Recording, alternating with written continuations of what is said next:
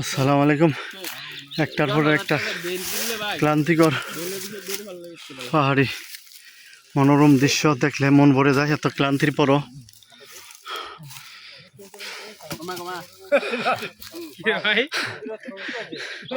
এত ক্লান্তির পরও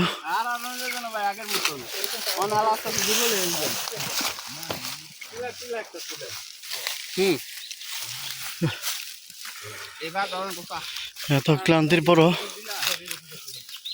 যদি এরকম দৃশ্যগুলো দেখি মন ভরে যায়। দেখেন এই ক্লান্তির মাঝেও মানে একটু শান্তি লাগে যদি এরকম দৃশ্যগুলো দেখা হয়। এই যে দূরে দেখা যাচ্ছে না, কুয়াশার কারণে মেঘে ঢাকা পুরা উঁচু এলাকা, একটা সবকিছু শান্ত নিরবিলি। তো এটা এখন আবার একটা বাঁশ ঝাড়ের পড়ে পড়েছি। সবাই ট্রাভেল করতে করতে ক্লান্ত হয়ে গেছে। এটা রোড হবে 2-3 বছর পরে, এটা রোড হয়ে যাবে, হাইওয়ে গাড়ি চলবে এখান দিয়ে। তো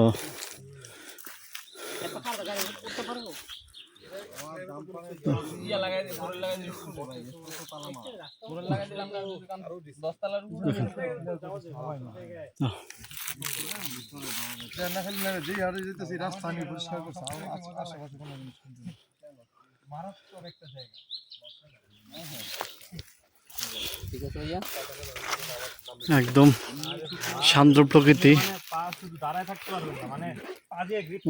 ওঠাটাই মাঝে মাঝে দুষ্কর দিতেছে, তারপরও দেখি কতটুকু যাওয়া যায়।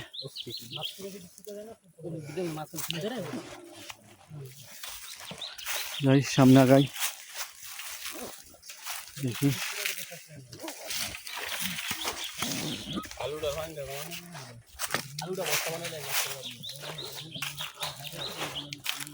সামনে আগাইতেছি, দেখি এরকম দৃশ্য দেখলে শরীরের ক্লান্তি দূর হয়ে যায়।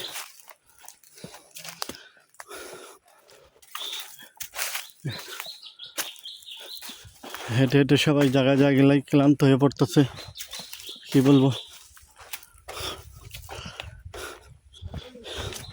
সবার মাঝে ক্লান্তির চাপ। এখনো আমাদের যে জায়গায় যাওয়ার কথা পৌঁছাইতে পারি নাই।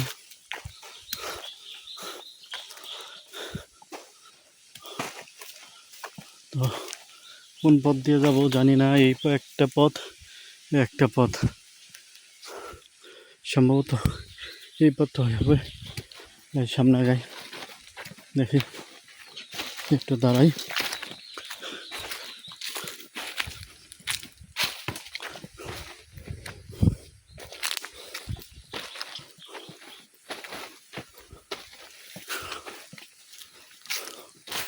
আবারও নামতি পথ, পুরো একবারে বিতিকিচ্ছা।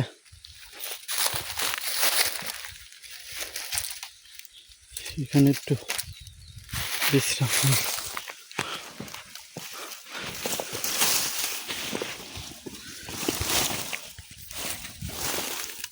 আল্লাহ,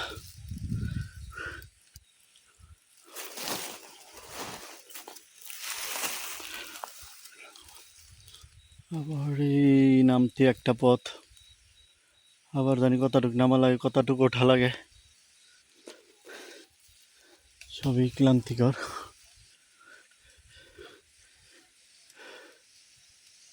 গাছের ছায়া আছে বিদায়, হালকা বাতাস, পাহাড়ের নিরবিচ্ছিন্ন।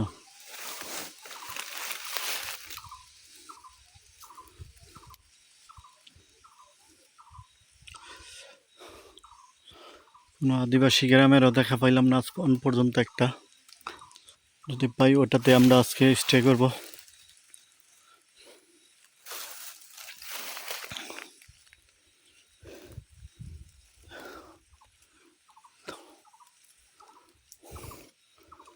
সবাই হাঁটতে হাঁটতে একবারে ক্লান্ত,